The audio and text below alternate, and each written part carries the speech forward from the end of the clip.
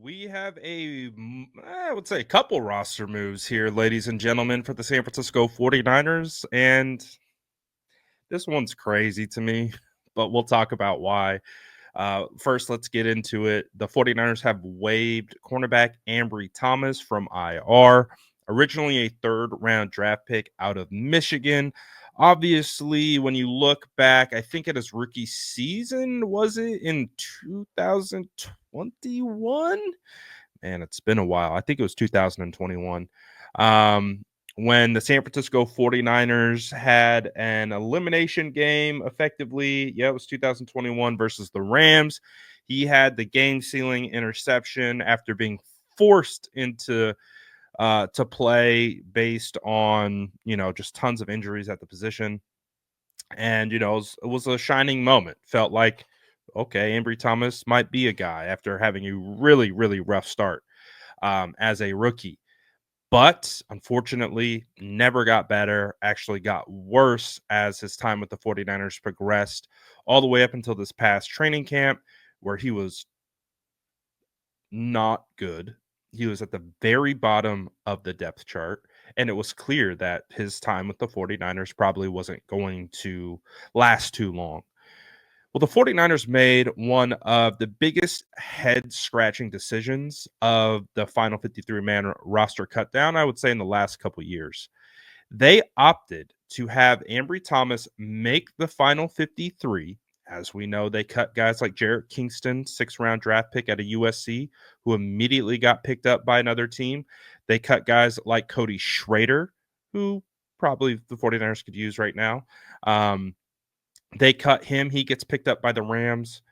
They opted to keep him, to immediately place him on IR, just to waive him on December 17th from IR.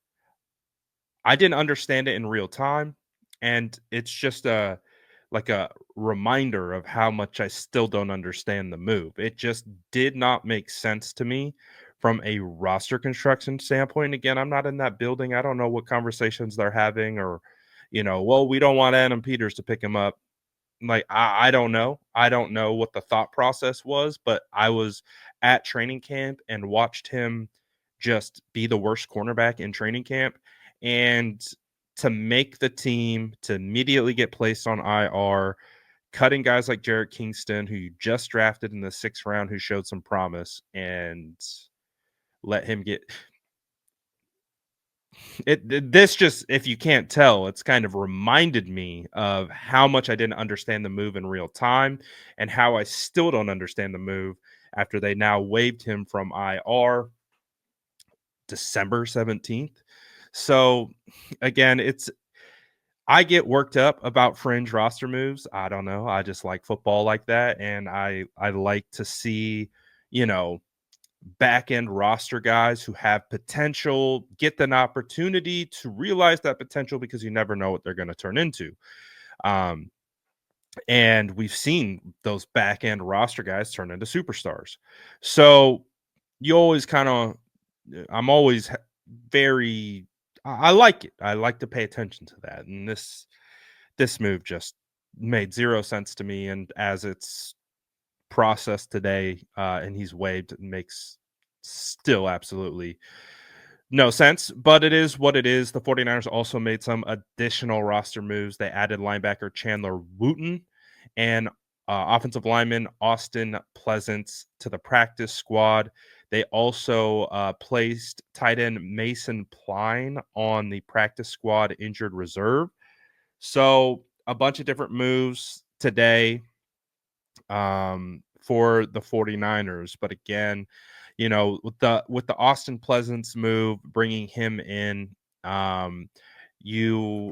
think this is a move to kind of fill in back end depth for Ben Barch, who obviously was placed on IR. He's 6'6", 310 pounds. He was signed after being undrafted by the Jacksonville Jaguars in 2020. He's bumped around, been on Carolina Panthers, Los Angeles Chargers, Chicago Bears, Arizona Cardinals, Chargers again, Cardinals again, Bears again. So I guess that's a good sign that all the teams that he was currently on brought him back um, for a second stint. He only played in 2 games in the NFL, so he's a guard. Um, uh, Again, a depth guy to backfill Ben Barch, and then obviously you bring in Chandler Wooten to backfill linebacker depth for the recently disposed of, or I should say, suspended um, Devondre Campbell. So you bring that guy in. Um, so he was an undrafted free agent as well in 2022 from the Arizona Cardinals. He's been on the Cardinals and Panthers. Um, in the NFL, he has 9 tackles, 1 forced fumble, and 1 fumble recovery. So he's gotten some run with the Panthers.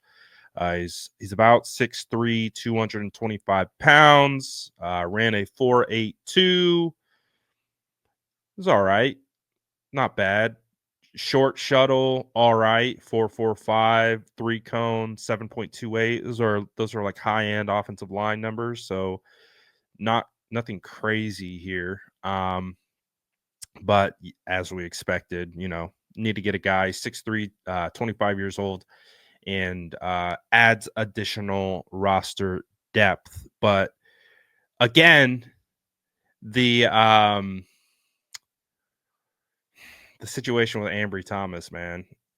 Like, and I was a guy who was very patient with Ambry too. I was someone who was like, let's give him some time, let him develop and kind of get out of the funk. And we kind of saw that his rookie season, he kind of ascended as the year progressed. And same thing applied. Give him some time, allow him the opportunity.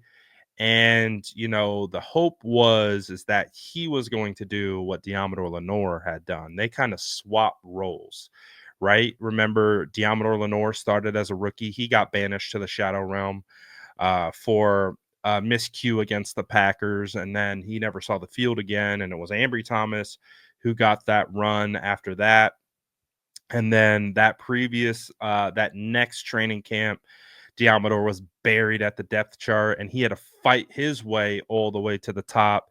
And then it was Ambry who just was given every opportunity to be a guy, and he just unfortunately was never able to take advantage of those opportunities. And as a result of that, it was just wasn't a promising career. And again, the weird kind of roster shuffling that took this long, lost you a guy that you drafted. I don't know. It was an interesting decision, but clearly I have some thoughts on it.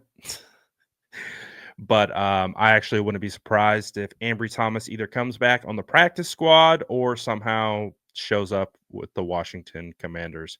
But let me know what you guys think about this in the comments below. And as always, make sure to like and subscribe for more updates.